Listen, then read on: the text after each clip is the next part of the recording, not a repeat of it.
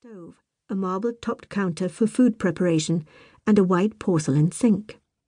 She turned the spigot and listened to the hiss and bubble of water as it travelled through the copper pipes. Nick entered a few moments later, standing in the stone archway leading to the kitchen. "You'll need to give it 20 or 30 minutes for the water to get good and hot," he cautioned.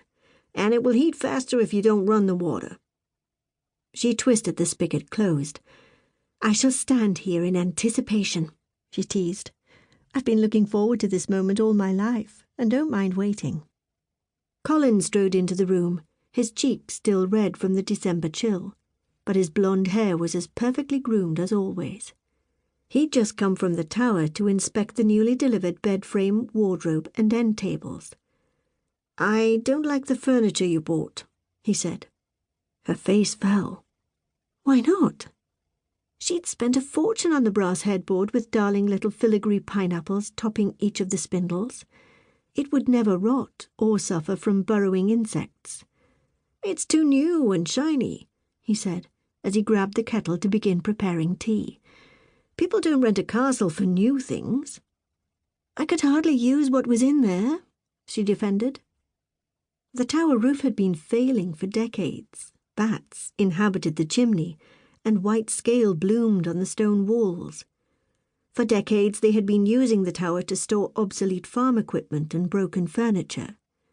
She dragged it all outside and held a huge bonfire down by the stream to purge it all. The 3-story tower had the most potential for being transformed into a charming retreat.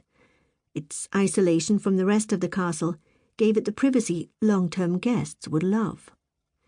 Rich tourists could come for between 1 and 3 months, idling in the country, taking long walks, hunting, fishing, or simply enjoying the chance to live in a real castle. The tower overlooked miles of rolling countryside, and Mary personally made new curtains for all the windows. Other tasks she had to hire out, and she spent a small fortune to plaster the walls, install new tile floors, a modern washroom, and brand new furniture. Except now Colin found fault with the furniture she'd purchased. "Scuff it up a little," he suggested. "Maybe a little sandpaper or a few dings with a hammer.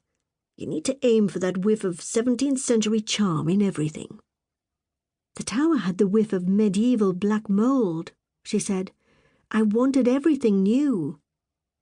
"Doesn't matter," Colin said as he took a china cup from the shelf. "You need to scuff up the furniture or replace it with real antiques." "Are you serious?" It was hard to tell when Colin was joking. His aristocratic formality sometimes made him seem like he'd been born wearing that starched collar. She was comfortable on the farm, even though it meant counting the number of goats born each season and digging muck out of the irrigation lines. The fact that Colin abandoned her and Whitefriars when he married and settled in America? Well, she didn't mind. Not too much anyway. And right now she needed his insight. Colin lived in Manhattan and mingled with the type of freshly minted millionaires she would depend on to make a go of this renovation. He understood them far better than she. "I'm serious," he said. "Why do you think the Wootens wanted to partner with us to begin with? It wasn't for my good looks."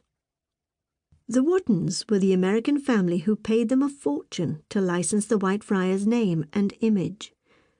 All over the world, millions of people bought overpriced jars of jam, sauces, and baked goods that carried an engraving of the Whitefriars castle on the label. It lent immediate prestige to a mass-produced product, and the Wootens paid well for it. She'd never met old Mr. Wooten or his son, but she'd played along with the illusion that the American products had some sort of affiliation with the estate. No one ever looked too closely, for which she was grateful.